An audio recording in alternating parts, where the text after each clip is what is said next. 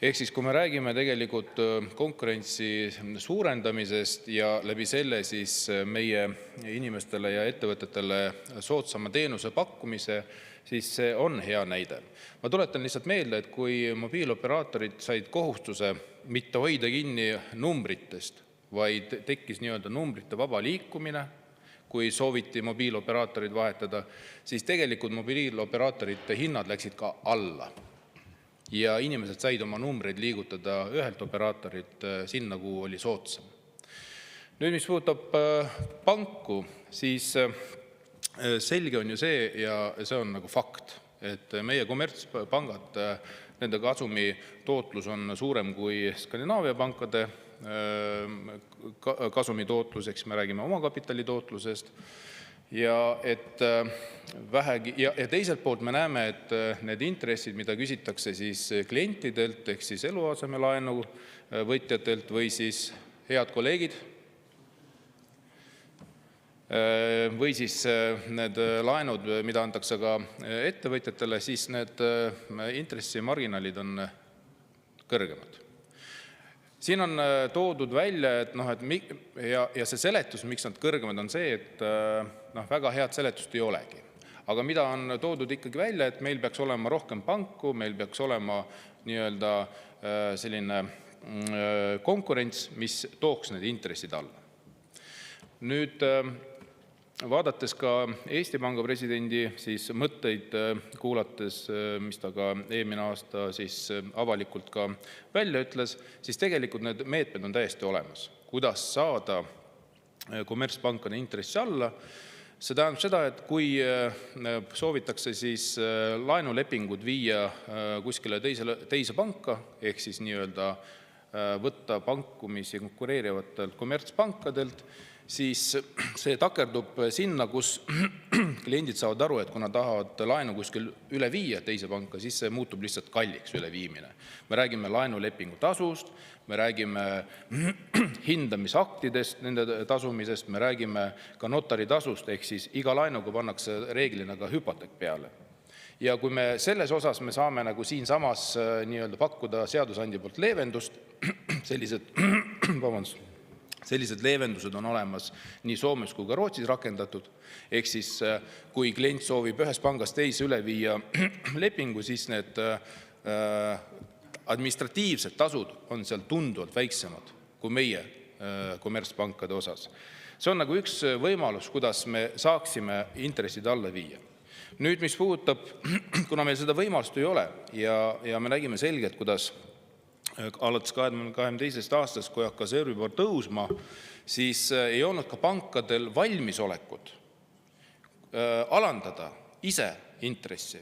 Vaatamata sellele, et väga paljud kliendid, ja see info on ka olemas nii ettevõtjate poolt kui ka eraisikute poolt, käisid pankades, juhtisid tähelepanu, et Euribor on tõusnud, nendel on raske, et võlakoormus on suurenenud tegelikult tagasimakse näol. Ehk siis, kas oleks võimalik langetada intressi ja pangad reeglina seda ei teinud. Ja mis siis juhtus? Juhtus see, mis me nägime ka pankade aruannetes, ehk siis 2023, 2024 pankade kasumid kahekordistusid. 2023. aastal opositsiooni poolt esitati ka ettepanekud, kus siis öeldi selgelt, et see on ebanormaalne olukord, tuleb rakendada pangamaks liigkasumi pealt. Järjepidevalt koalitsioon ütles sellele ei. Ma ütlen niimoodi, et Keskerakond minu arust andis 4 seaduseelnõud sisse, kindlasti andis ka EKRE võib-olla sama palju või isegi 3 või 4 ja nii edasi, aga järjepidevalt ikkagi nii-öelda hääletati maha meie ettepanekud. Ja mis siis kokkuvõttes juhtus? Juhtus see, mida me näeme praegu majanduses. Selle asemel, et investeerida majandusse, ettevõtjad, kellel olid siis võetud laenud, pidid sel perioodil tagasi maksma tunduvalt rohkem raha. Inimesed, kes oleks võinud rohkem tarbida, siis tänu selle Euribori tõusule maksid seda laenu ja tegelikult tarbimine kahanes. See on need probleemid, mida oleks tegelikult saanud ära lahendada pangamaksuga või teiselt poolt me oleks pidanud pankasi vähemalt kohustama, et nad langetaks selleks ajaks baasintresse, mis langetaks ka maksukoormust laenuvõtjatel, või siis tõesti panustama riiki ja riik oleks leidnud meetmed, kuidas siis inimesi aidata ja nende olukorda leevendada. Mitte midagi sellist ju ei toimunud. Ja nüüd öeldakse meile, et teate, aga te olete praegu selle eelnõuga üldse hiljaks jäänud. Mina küsin, miks te ei ole 2 aasta jooksul mitte midagi teinud? Nüüd siis lugupeetud kolleegi poolt, Aivar Sõerdi poolt siin kõlasid lausa valed. Ma tulen nüüd Leedu juurde tagasi. Leedus, ma kordan veel üle, et ei ole mõtet ajada 2 asja sassi. Üks on klassikaline ettevõtte tulumaks ja teine on avansiline tulumaks, mis on kehtestatud nüüd tõesti selleks aastast 8% pankadele. Te kehtestasite ettevõtjatele ka nii-öelda klassikalise ettevõtte tulumaksu, mille osas te olete praegu ju uue koalitsiooniga võtnud otsuse, et järgmisest aastast, kui ta oleks pidanud kehtima hakkama, ta rohkem ei kehti. Ehk siis võtsite tegelikult otsuse tagasi. Nüüd lisaks selle Leedu klassikalisele ettevõtluse tulumaksule, mida pangad ka maksavad, on kehtestatud lisaks intressikasumi maks. Need on 2 erinevat asja. Minu arust Aivar on 2 korda või 3 korda isegi siin samas puldist rääkinud täpselt sama juttu, mida ka täna rääkis, mis ei vasta lihtsalt tõele.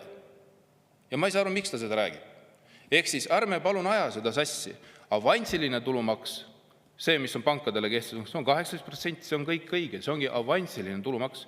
Leedu oma maksab klassikalist ettevõtte tulumaksu ja mitte ainult pangad, vaid ka ettevõtjad. Ja lisaks need pangad on ajutiselt maksavad ka seda intressi kasumi pealt saavad siis tulu pealt saavad siis tulumaksu maksavad.